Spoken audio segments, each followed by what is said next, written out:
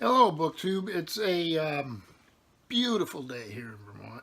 Um, about 70 degrees, blue skies. It was a nice chilly morning. Very comfortable day. And about ready to leave to have my car checked. Got a recall notice that the steering wheel might fall off. So hopefully I make it to where I'm going at the dealership. But I get to do something I don't get to do very often here, and that's open a mail haul. And it's from Hyde Cottage, so thank you, Steve. Very exciting. I have just enough time to film this before I have to take off, so when the mailman just popped to the door with it, I said I'm going to do this now because I want to see what's in there. And I didn't want to open it alone. So, all the way from Boston in Hyde Cottage. Big old box here. Let's see what we got. Oh, wow. Alrighty, right off the start of the bat, something I am going to love. World War at Sea, A Global History by Craig L. Simons. A beast of a book, right up my alley, as Steve well knows. Oxford University Press, wonderful.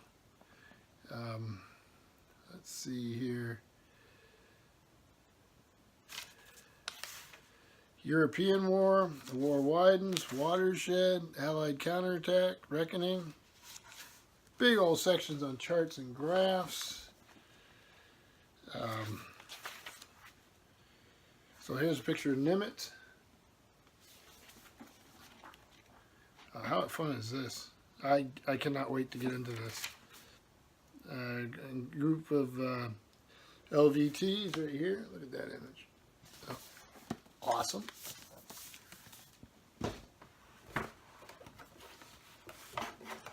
Oh, another book I've actually been on the lookout for lately, and I've worked places where we had this book. I've worked in a maritime museum, in the library part, of course, and several other places where this is a landmark work, and it's I don't have it in my library. So this is New England in the Sea. Robert G. Albion, William A. Baker, and Benjamin Laborie. Marion V. Brewington's the picture editor. And this is a classic of New England maritime history. Wonderful. Look at these illustrations. I could go through this for hours and hours, just and having a blast. Let's see what we have here. Hold this one aside for a minute.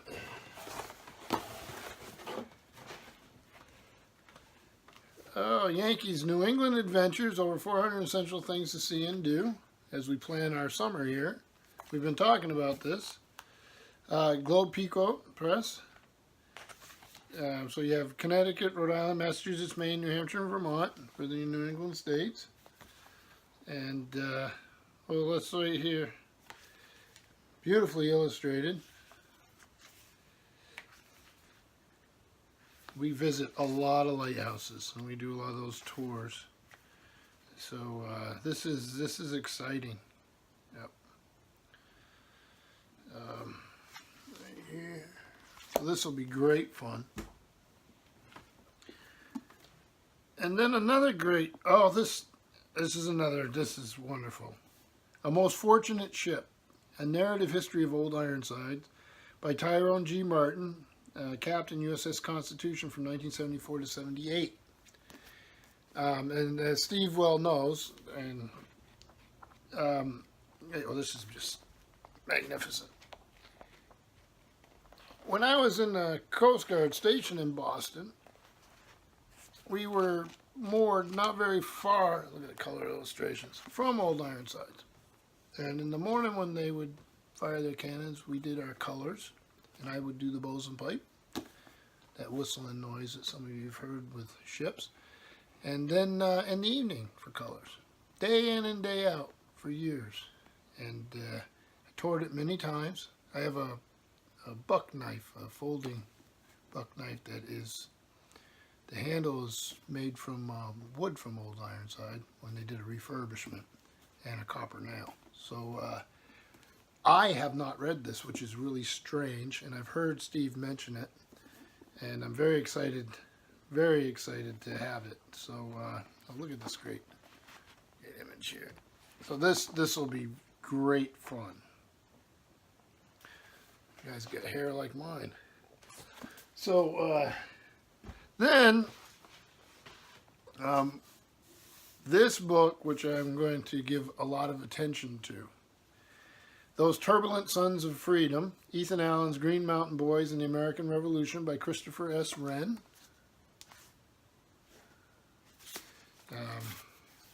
Gorgeous end papers. And this was Scribner, Simon & Schuster, excuse me, New York, 2018. Let me see if they got a picture of the author. Christopher Wren was a foreign correspondent, reporter, and editor of the New York Times for nearly 3 decades, heading its news bureaus in Moscow, Cairo, Beijing, Ottawa, and Johannesburg. He's a visiting professor at Dartmouth College in its Masters of Arts Liberal Studies program. So Dartmouth College is right up the road from me here. And Lake Champlain here is not very far from here either, in the opposite direction.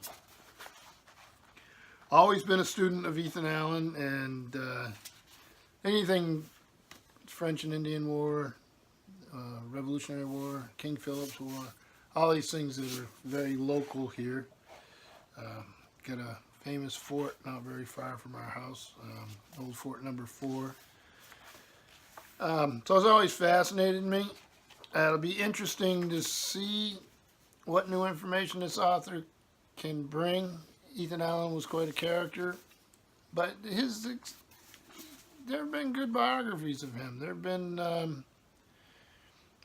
the evidence has been pretty raked over. It's like George Washington, Benedict Arnold, Ethan Allen axis there.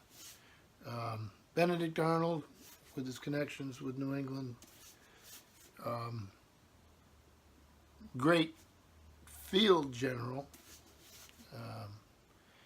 obvious flaws. Ethan Allen was a revolutionary of a different sort, and then of course George Washington is a representative of the landed aristocracy in a very different culture. So this should be very interesting to see what this author's take is. I'm not going to say too much because I'm going to dive in and try to do a real detailed study of the book. So really looking forward to this. It's quite a mail haul for me. I'm very excited about it. Not a dud in the bunch for sure.